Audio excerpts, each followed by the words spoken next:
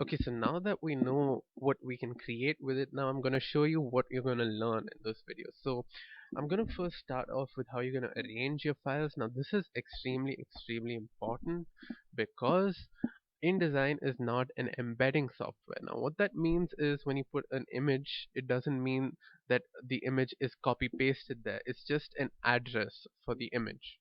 So now what this basically means is that when you add an image to an InDesign file, you don't actually place the image into your frame in the InDesign file. This is what embedding is. This is what copy pasting is. This does not happen in an InDesign document. What happens instead is that the address of the image is taken, and that is taken and placed into your object frame. So whatever you see is a link.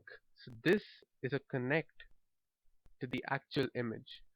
So now if the address is messed around with, you won't get the image properly because that link will be broken. So that's exactly why you should have your files properly named. So besides arranging files, you will also learn how to create a template from scratch. So I'm going to be showing you right from the beginning how you create a template, and in the end I'll be showing you other supporting skills like Photoshop.